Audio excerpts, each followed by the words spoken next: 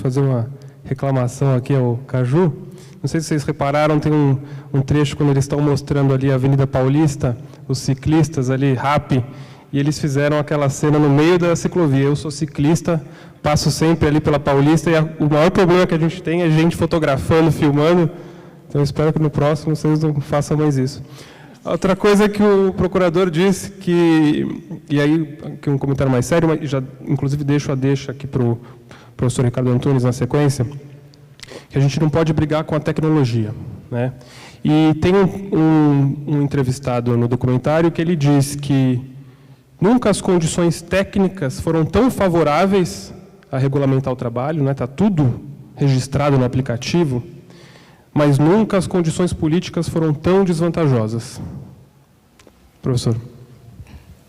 Muito bem, boa tarde para todos e todas. Quero começar agradecendo a Maeno, toda a equipe, que deve ser imensa, né, e importante, que se soma para um evento dessa envergadura, né? Eu sei que o nosso tempo aqui é pequeno, bastaria dizer, um evento que trata do mundo do trabalho, não é? Do meio ambiente, do direito e da saúde, não é? Da importância disso. Nós estamos num país socialmente devastado, para não falar do mundo, daqui a pouco falamos do mundo, socialmente devastado, nunca tivemos uma situação, né, no período republicano desta dimensão, né? E a nuvem de fumaça chegou ontem em Montevidéu, meu amigo. Então, quer dizer, dá para ter uma ideia da tragédia continental e mundial que nós estamos vivendo, dos destroçamentos, a saúde e a corrosão do direito, né, se evidenciam. Então, parabéns, Maena e seu grupo, né? Para mim é uma honra estar aqui, né? Porque, de fato, e nós vamos ter que persistir isso, né? Com esse tipo de avaliação crítica, de reflexão séria e tomada de posição no mundo que a neutralidade não dá. O segundo ponto que eu quero dizer é parabenizar, eu já fiz isso na semana retrasada, ao Caju, ao diretor de fotografia, o Cauê. É uma dupla bacana, né? Porque esse filme é uma fotografia de um momento. Quando você falou, você começou esse filme em 17, né? Eu estava trabalhando na finalização, na arrumação do meu livro Privilégio da Servidão. E em algum momento, eu acho que eu digo isso no livro, porque eu nunca releio o que eu escrevo, é raro, porque é para não me arrepender do que eu fiz, né? E não ficar irritado com eventuais erros, né? Mas, assim, a ideia da uberização era uma aposta, hoje não. Quando você pega a Inglaterra propondo isso, a Prefeitura de Ribeirão Preto propôs Uber professor delivery, né? Os professores responderam assim, é uma tendência muito violenta. Por quê? Não é? Então, parabéns por essa fotografia, né? E tomara que você já tem o teu filme anterior, né? Aí nós temos um filão espetacular para explorar, não é? E mostrar tanta tragédia. Por que tem tanta tragédia, né? O tempo não dá, João, não é? Mas assim, eu vou tentar colocar sob a forma de notas, sem o qual a gente não entende o tamanho dessa confusão que nós estamos. E a primeira nota, desde 1973, e mais particularmente desde 2009, 8/9, com a última crise pesada, né, que afetou Estados Unidos, Inglaterra. Num primeiro momento, o epicentro da crise foi o norte, né, mas depois essa crise se expandiu. Nós lembramos que no Brasil ela chega aqui em 2014, e aí foi tudo que nós vimos de 2014 para cá, né? Quer dizer, esta crise, ela acentuou uma tendência profundamente destrutiva do capitalismo, né, que, digamos assim, se exacerbou, porque entre 2008, 2009 e 2013, nós tivemos um período muito importante, né, uma era de rebeliões em amplitude mundial. Mundo árabe, começou na Tunísia, Inglaterra, França, Espanha, Portugal, Grécia, não é? O Occupy Wall Street. Esse foi um período muito rico, não dá para tratar dele aqui, né? E esta era de rebeliões, num momento de crise estrutural muito profunda, nós estamos numa crise muito profunda do sistema social do capital, né? Isso fez com que a era das rebeliões não se sucedesse, como hipótese era plausível, não é? Embora o problema seja muito mais complicado, uma era de rebeliões, mas nós adentramos numa era de contra-revolução. Meu querido mestre, amigo, professor que já se foi, aliás, só morre gente do nosso lado, né? Sei lá, para brincar um pouco, desde 1º de janeiro que eu acho que se alguém imaginou que Deus fosse brasileiro, pode vir ateu, entende? Porque a barra está pesada, entende? Muito bem, nós adentramos num processo, não é? Onde, digamos, todo esse movimento de rebeliões teve como contrapartida uma era de contra-revolução. Eu estava citando o caso do Florestan, quando ele falava da contra-revolução preventiva, contra-revolução burguesa preventiva. Eu estou usando muito livremente aqui o Florestan. Esse conceito do Florestan é de 20 anos atrás, pensando muito na América Latina. Nós estamos vivendo um momento de contra-revolução burguesa de amplitude global. Global. E isto que não dá para desenvolver aqui, tem uma definição muito clara.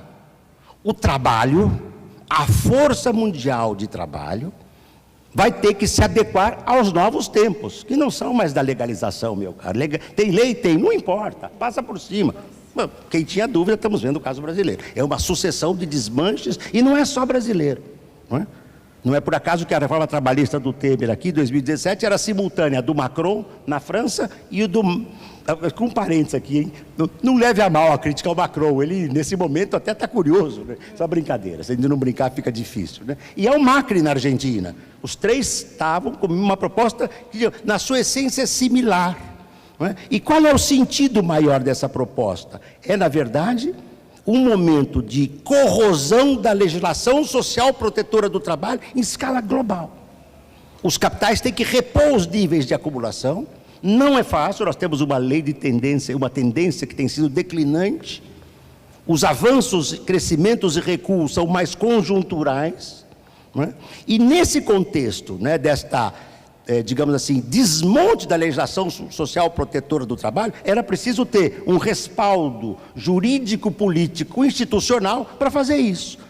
Trump nos Estados Unidos, Brexit na Inglaterra, Le Pen, o Macron na França, Orbán na Hungria, Duterte, né, das Filipinas, Erdogan aqui, né? Aqui, claro, tem toda uma singularidade dos países que nós não podemos tratar aqui. Eu quero tentar entender este cenário, não é? Que é global. Por isso, todos esses países, a Hungria teve uma luta importante no final do ano passado, e começo desse ano, que foi derrotada, não conseguiu ser vitoriosa, porque a proposta do governo húngaro era prolongar a jornada de trabalho muito mais para frente, entende?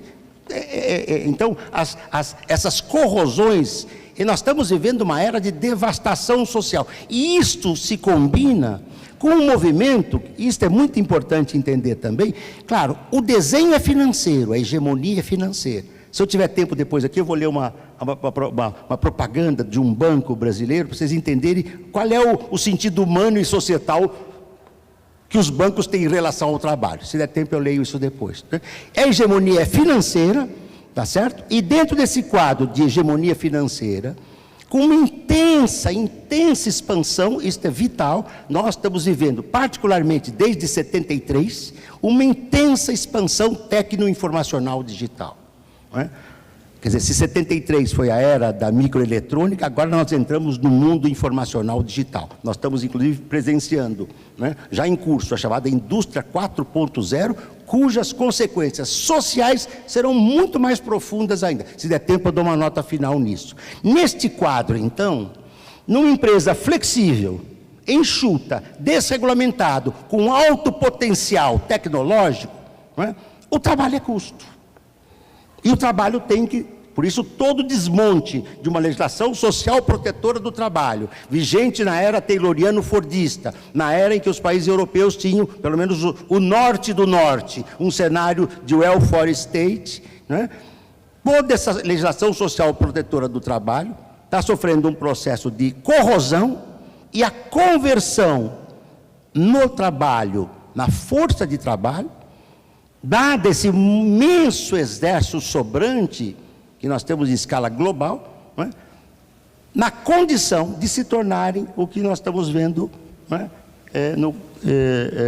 com o Uber, com todas essas, digamos, empresas que vieram nessa onda, que estão profundamente vinculadas a uma monumental, pós também em 73, monumental expansão do setor de serviços que se comoditizaram e se mercadorizaram. Os serviços, alguém me dá uma água, que está seco demais aqui, obrigado. Obrigado. Ótimo. O setor de serviços, então, são o locus em si e por si espetacular de você transformar informacionalmente, introduzir o trabalho digital em todas as esferas do trabalho na área de serviços. E isso foi um laboratório espetacular para a indústria e para a agroindústria, para a agricultura. Porque a expansão digital, ela avançou, informacional, digital, ela entrou em todas as áreas. Você vai numa área, a agroindústria, você depende do trabalho digital em muitos dos seus setores.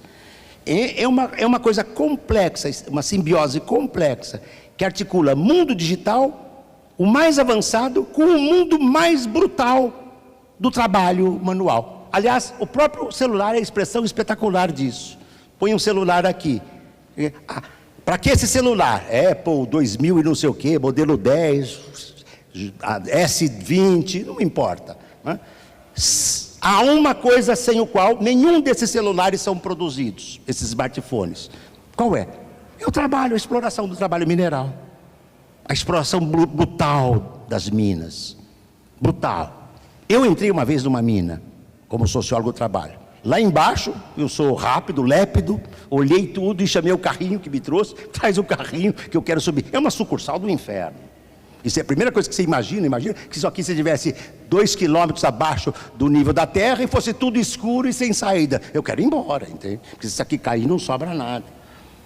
Então é muito espetacular que um celular não funciona sem trabalhar. E aonde estão as minas? Na Europa? Não, elas foram fechadas. Tem no Canadá, tem, mas está na China. Aliás, tem um filme que eu cito no meu livro lá no Privilégio da Servidão, Behemoth, é espetacular. Se puderem, assistam isso, né? O que é uma mina na China, né?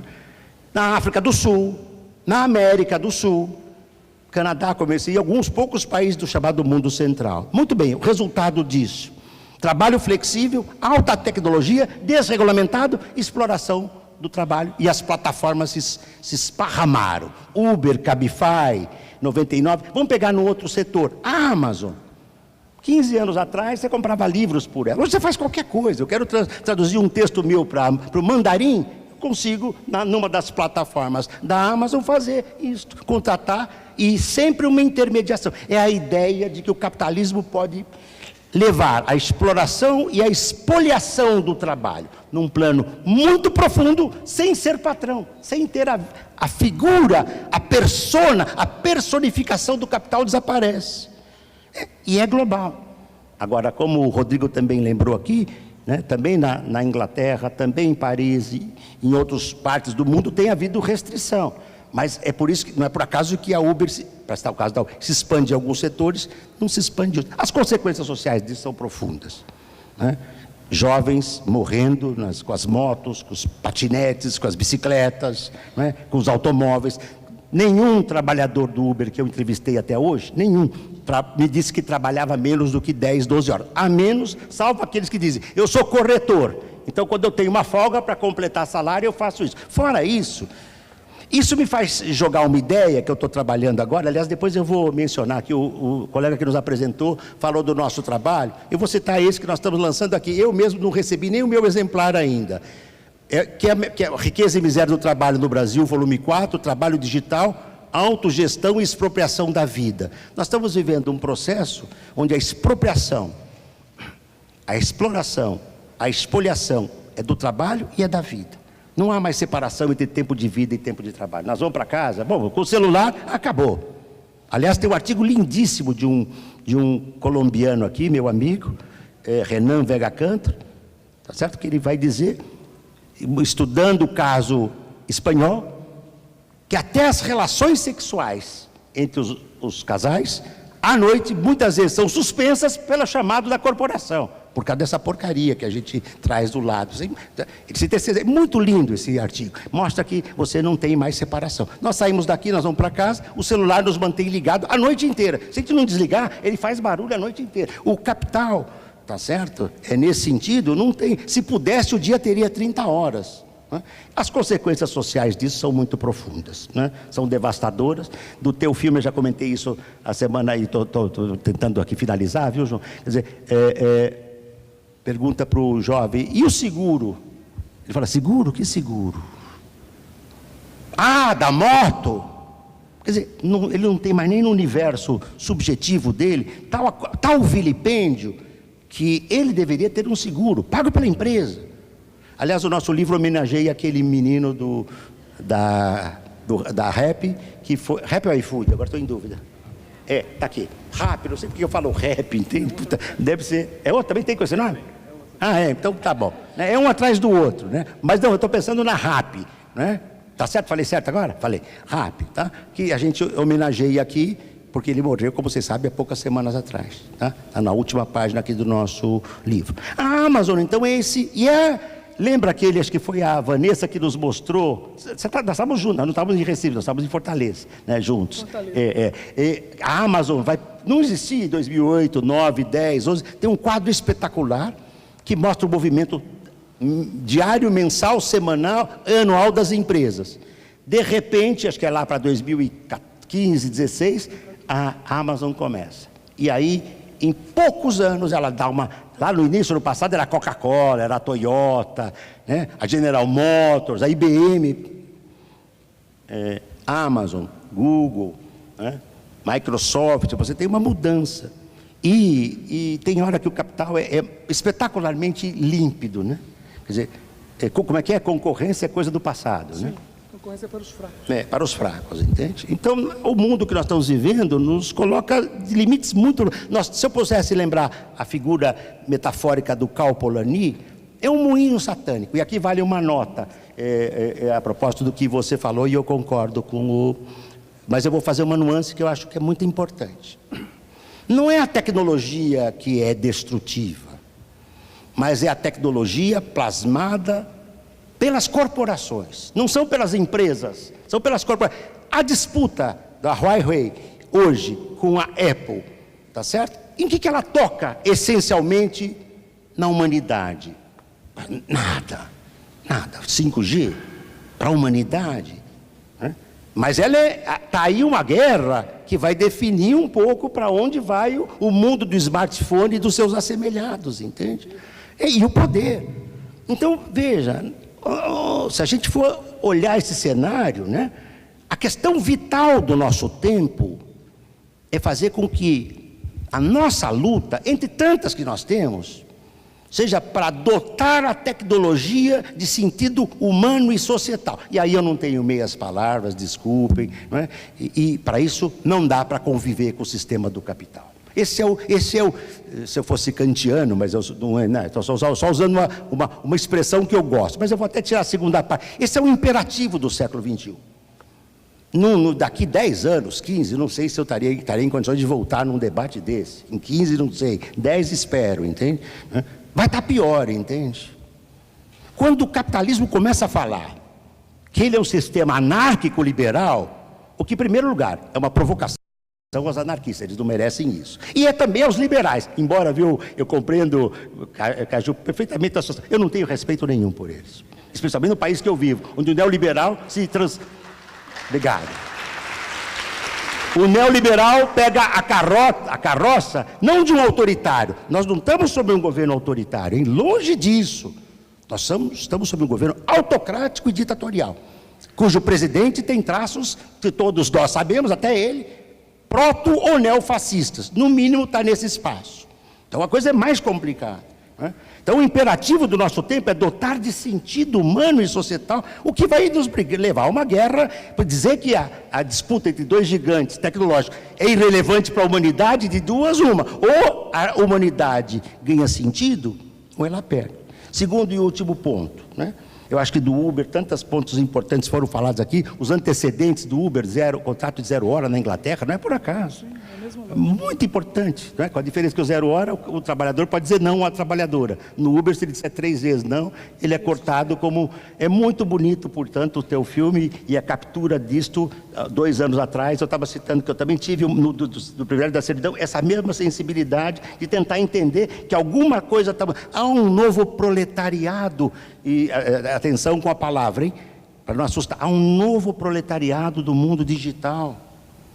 Esses trabalhadores e trabalhadoras, call center, telemarketing, mundo digital, eles trabalham jornadas extenuantes, eles não têm mais direitos, não têm mais previdência, não têm mais seguridade.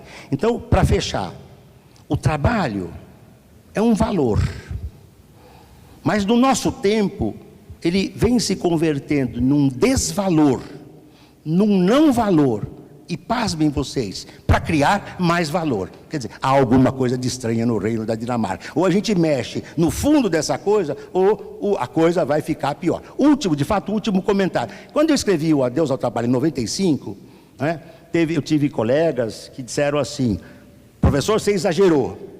Alguns me criticaram duramente, porque eu dizia que a tendência era a exceção, que era o trabalho precário, terceirizado, ia virar a regra, e a regra vira a exceção. Eu digo 20 e tantos anos depois, eu exagerei para menos, entende? Exagerei sim, para menos, né?